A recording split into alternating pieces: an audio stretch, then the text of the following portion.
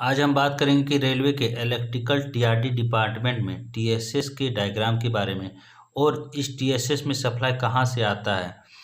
तो पहले हम जानेंगे कि टीएसएस का फुल फॉर्म क्या होता है। तो टीएसएस का फुल फॉर्म होता है वह ट्रैक्शन सब स्टेशन होता है।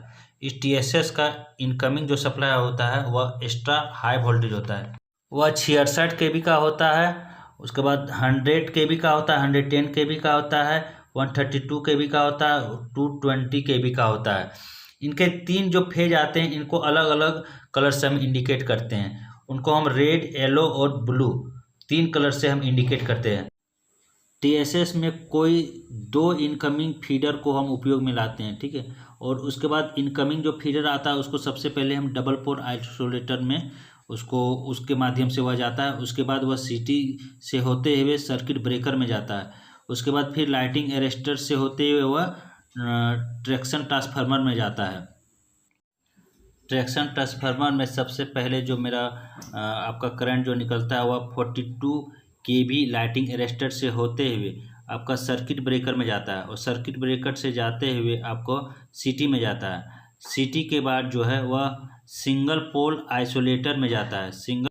उसके आगे जो है यहाँ पे हम एक 100 केवीए या फिर 25 केवी बाय 240 वोल्ट का एक आपका सप्लाई जो है वह ट्रांसफार्मर लगाते हैं।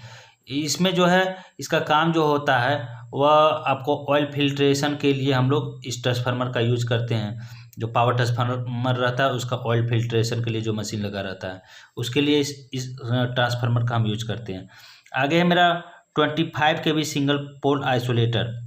उसके आगे देखिए एक 80 का यहाँ सिम्बॉल्स दिया हुआ है। इसमें हम 10 केवीए का हम एक 80 का यूज करते हैं। इसका यूज जो होता है वह टीएसएस में लाइटिंग के लिए यूज करते हैं या फिर वहाँ पे बैटरी चार्जिंग का चार्जर जो रहता है उसके लिए हम यूज करते हैं। इसी 80 से उसका सप्लाई जाता है।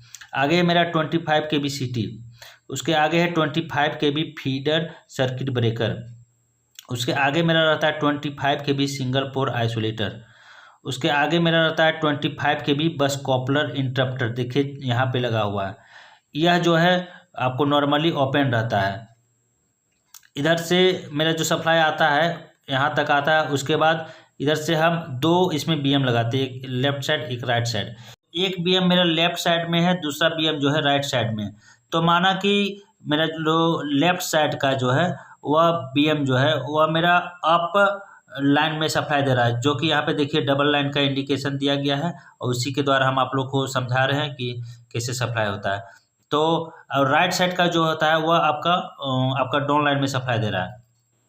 तो ये सप्लाई जो है यह मेरा न्यूट्रल सेक्शन के आपको राइट साइड में दे रहा है। देखिए यहाँ न्यूट्रल सेक्शन है या फिर पीटीएफ या लगा रहता है तो इधर आप राइट साइड में दे रहा है। लेकिन लेफ्ट साइड का जो सप्लाई जो है वह देखिए यहाँ से आ रहा है। जो यहाँ पे एक आपका आइसोलेटर था वह नॉर्मली आपका क्लोज था, तो यहाँ से जो सप्लाई जो है इधर से आते हुए आपको यहाँ तक आती है। फिर यहाँ आपका 2 बीएम रहता है। इनमें से एक बीएम जो है आपका देखिए डाउन लाइन में सप्लाई दे रहा है और दूसरा बीएम जो है वह मेरा आपका अप लाइन में सप्लाई दे रहा है। तो पीटीएपी के मेरा दोनों साइड सप्लाई आपका जा रहा है यहाँ पे। तो आपको हम बताएं टीएसएस के बारे में कि उसका सप्लाई कैसे आता है और ओची में मेरा सप्लाई कैसे जाता है। तो मैंने बताया कि टीएसएस में सप्लाई मेरा कैसे आता है और ओची में मेरा सप्लाई कैसे जाता है। तो आप लोग इस वीडियो को देखें, इसके लिए आप लोग को धन्यवाद।